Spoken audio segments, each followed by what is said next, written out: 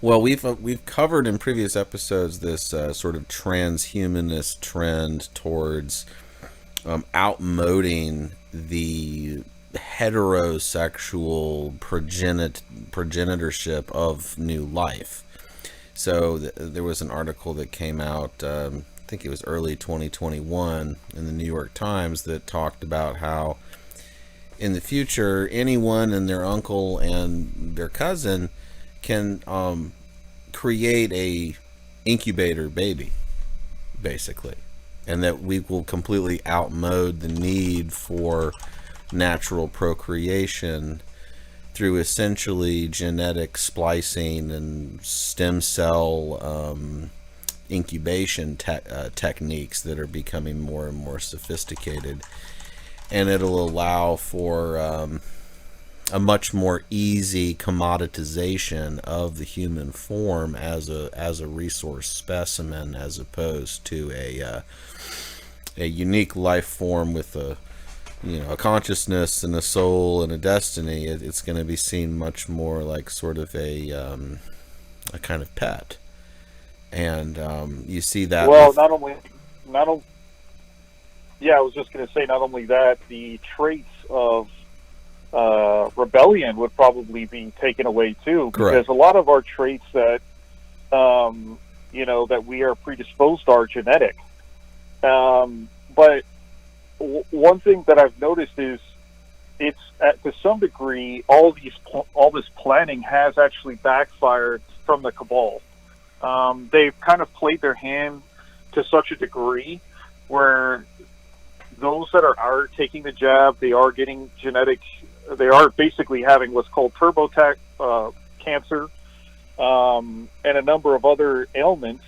They're dying off and they're not having offspring, and the people that are having offspring are usually those that are conservative and religious. So the future might be unintentionally more religious. Now, that's not to say, so how do you control a mass of people if they are not willing to listen to you? And that is where I believe the mark is going to come, where the cryptocurrency is going to be fused into what we call, the biblical version of the mark of the beast.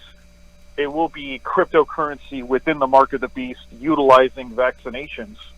The reason why I kind of bring this up with space travel is because this is an entirely genetic warfare. I just heard you guys earlier, you were talking about how there's going to be everything that's going to be monetized and numbered, and they're going to be measuring even your farts, right? We kind of already live there. We live there already right now, just not to the nth degree, right? It's like, well, what is their accomplishment? Their accomplishment is that they want control and to have a monarchy.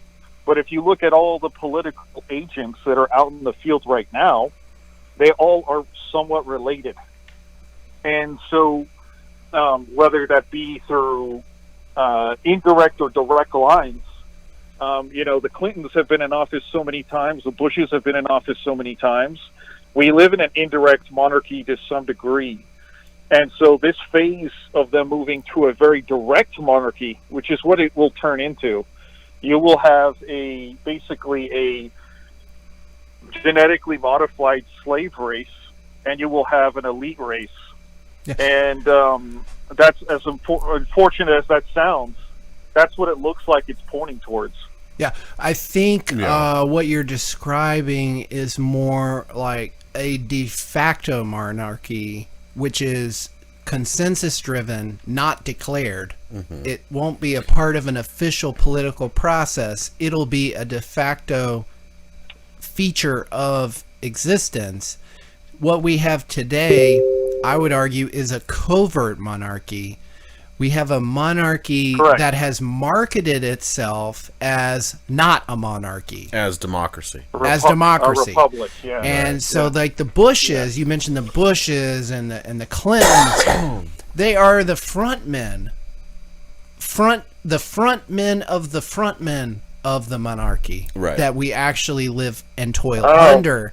And who is actually heading that up? The true enemy. Yeah. Who is that? Nobody will ever see it on TV. Right. It will never be a public figure that you hear about. And we are. And sorry about that. Go ahead. Go ahead. I was just going to say, we are incrementally heading in the direction and on the trajectory towards. The question is, who do these elites worship? That's a very esoteric subject. Yeah. It's a very esoteric subject and high. There's a lot of debate around that. We've had debates on our show. Satan, and you get Satan, aliens, demons, energy. Yeah. I've heard everything under the sun. For me personally, and I'd love to hear y'all's thoughts as well. You get to a point of semantics. Mm-hmm. Because we've had folks on the show who are adamant these are not aliens, they're demons, they're extra dimensional, they're demons, they're not aliens. They absolutely are. But on the same token, like, what is an alien exactly? A demon who is not of the flesh, of not physical flesh and blood like you and I would interact. To me, that's alien. It's both. It's both. That you call it either or. Potato. Well, so that's another thing too. All these monolithic structures that we have on Earth, they were built by flesh and blood aliens. And when I say aliens, I mean that they are the offspring of a human slash interdimensional being demon, right? Fusion. So when we see them in the sky, they are not a demon per se. They are the offspring of both a demon and a human, right? So the ones that are truly spiritual are the interdimensional ones. In saying that, their vehicles are interdimensional. They can go through multiple dimensions. And by the way, I have seen them. I have seen them with my naked eye. In California, and I've seen a couple in Florida, and I've seen a couple in Texas.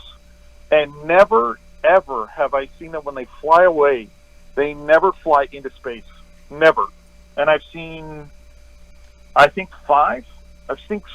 They've never flown into space.